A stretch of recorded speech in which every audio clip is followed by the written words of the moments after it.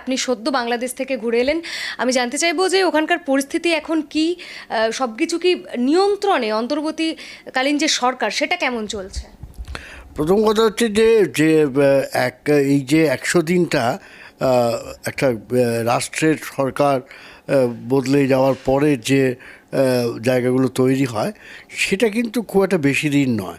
আমি এর আগেও বহুবার বলার চেষ্টা করেছি, এরকম যখন একটা ডিজাস্টার হয় বা রাষ্ট্র সরকারের মধ্যে একটা বিরাট পরিবর্তন ঘটে যায়, সেক্ষেত্রে কিন্তু ফরাসি বিপ্লবের রেফারেন্স আমি দেব, এমনকি রাশিয়ান যে বলসেভিক রেভলিউশনের কথাও বলবো, বা অন্যান্য অনেক সাম্প্রতিক ধরুন বেশ কয়েক বছর আগে শ্রীলঙ্কার ঘটনা যদি আপনারা দেখেন, তো সেক্ষেত্রে আমি আবারও যেটা বলার চেষ্টা করছি সেটা কিন্তু যেভাবে ভাবা হয়েছিল যে বাংলাদেশ একেবারে পতন হয়ে যাবে, বাংলাদেশ একেবারে রসাতলে যাবে, এবং বলা হয়েছিল এমনকি আগের রেজিমের যারা মন্ত্রী ছিলেন, প্রভাবশালী মন্ত্রী, তারা প্রকাশ্যে এগুলো বলতেন যে আমরা চলে গেলে লক্ষ লক্ষ মানুষ খুন হবে, লক্ষ লক্ষ মানুষ নিগৃহীত হবে।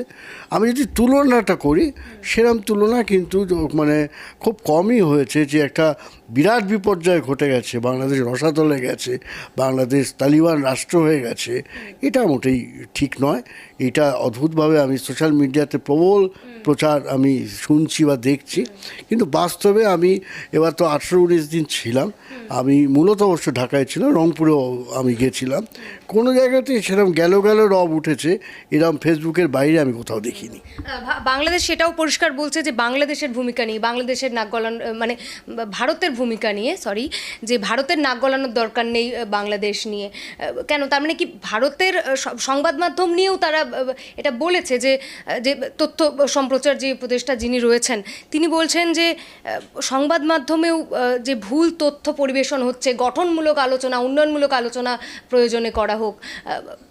মানে এই আপনি সংবাদ মাধ্যমের ভূমিকা নিয়ে কি বলবেন? আপনি তো দেখতে পাচ্ছেন সত্যিই কি ভুল তথ্য পরিবেশিত হচ্ছে সংবাদ মাধ্যমে, ভারতবর্ষের সংবাদ মাধ্যমে? হ্যাঁ, এটা নিয়ে কোনো সন্দেহ নেই, তিলকে তাল করা হচ্ছে ভারতবর্ষের, এমনকি পশ্চিমবাংলার প্রথম শ্রেণীর অনেক সংবাদ মাধ্যম, টেলিভিশন চ্যানেল বলুন, খবরের কাগজ বলুন, তারা এমনভাবে খবর পরিবেশন করছে।